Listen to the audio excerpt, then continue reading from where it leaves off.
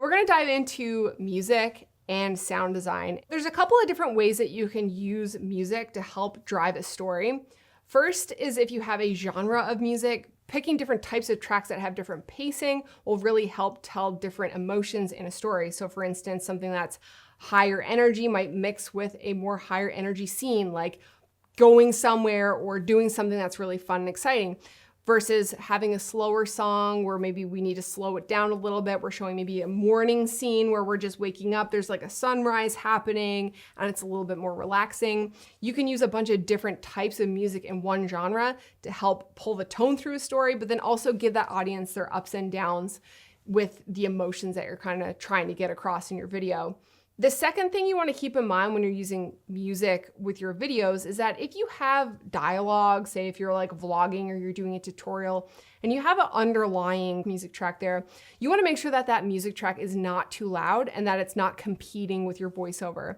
There's nothing worse than when you turn on a YouTube video to try and learn something and the music track is so loud that you could barely focus or hear what the teacher is trying to teach. For YouTube, you want to make sure that your voice track is set to about -12 decibels and that your music track is at least -21 or lower. It's really important that the music that you're choosing for the video fits with the pacing of your edit and the vibe that you're trying to go for. We usually like to use chill hop type music on our channel for the majority of our videos because that's kind of like a part of our style and a part of our brand. But for the helicopter series that we talked about, Heading East, we used a lot of blues and rock tracks as we mentioned in that mood board section of this class. We're gonna look at this example from a section of episode 5 of our helicopter series, Heading East.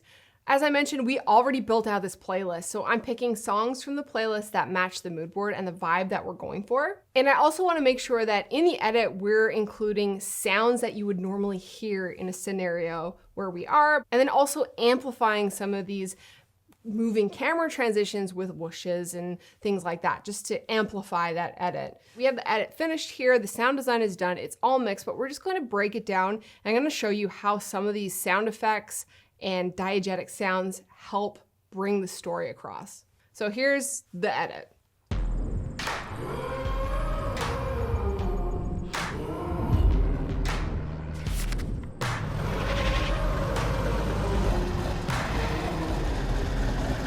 And Saratoga traffic helicopter 300 Whiskey Zulu is departing from the Bravo. After watching that, you can start to break down a couple of these little sound effects that we added, like the sound of the plane flying through the air, the sound of the helicopter firing up. So we're including those sounds in the video because if they were missing, you will feel a disconnect between the video and the audience watching it. They won't feel like they're there. There's elements missing. So including these sounds that would normally be in a video is really important in helping tell a story.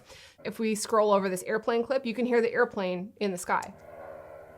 So if that wasn't there, you don't get that essence of we're at an airport, we're hearing the airplane. So it's important to see what's in the clip and then add sound effects that match what's in your videos. When it comes to adding other types of sound effects, if you have whip pans, adding little whooshes to accentuate that transition can help. For instance, even like a time lapse, instead of no sound at all, we can add a little sound effect that sounds like this. So it sounds like the sky is kind of like going by really fast. If you have a point in your edit where you're doing a whip transition or transitioning from one clip to another in a bit of an interesting way, you can accentuate this with sound design or sound effects. So for example, we added a little whoosh in between here and that just accentuates the edit. That just adds a little bit of a different element that's not just the normal diegetic sounds that you're hearing, but it just adds a little something to the edit that makes it a little bit more interesting. We're gonna have a look at this edit really quickly with all of the sound effects turned off. It's just the music track paired with the visuals.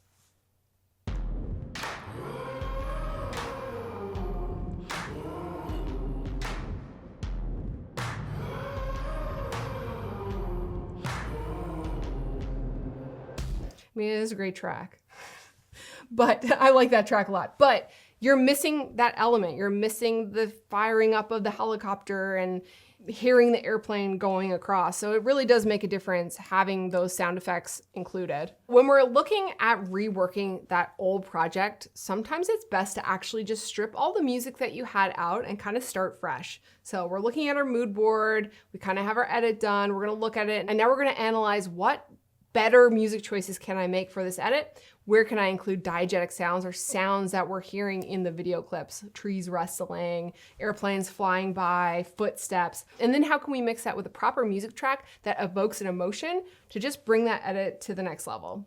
Don't be afraid to try a bunch of different tracks as well. Sometimes when you're listening to your playlist, you'll think like, oh my gosh, this is the song, it's so good. And then you pop it in your timeline and you play it back and you're like, oh, this doesn't match with the vibe of the edit at all. So don't be afraid to get rid of that track and try a couple of different ones to see what fits. I definitely recommend, if this is something that you're going to be doing often, to invest in a music subscription service. This is so important when you're doing commercial videos or even YouTube videos. You want to have a big library to choose from, a lot of options so you're not using the same songs all the time. Then you have options also to just pull different types of tracks for different kinds of stories. I have a number of different resources that I lean on heavily when it comes to making videos. In terms of music, MusicBed is one of my favorites. They have a lot of high quality tracks. Epidemic Sound is another one. They have a lot of really great chill hop music. They also include stems, so you can grab the instrumental, the melody, the drums just from your chosen track. So you can use elements of different kinds of songs to help kind of build up a story. And they also include sound effects too, which is super helpful to have. As we mentioned, sound design is so important. So having that there as a little library moment is helpful. PremiumBeat.com is another one that I like to use if I'm doing commercial jobs for people where I need maybe a different style of music license that kind of covers me for a different variety of platforms. So that's another really great one. That's kind of 3 places that I lean on heavily: MusicBed, Epidemic Sound, and PremiumBeat.com. So we have our edit completed, the music is in, the sound design is in, we pretty much have a video. Now we really need to polish it off with color grading. So in the next lesson, we're gonna walk through color grading, a little bit of the basics of the Lumetri color panel, and then how to deal with log footage, which can be very confusing. So stay tuned for that.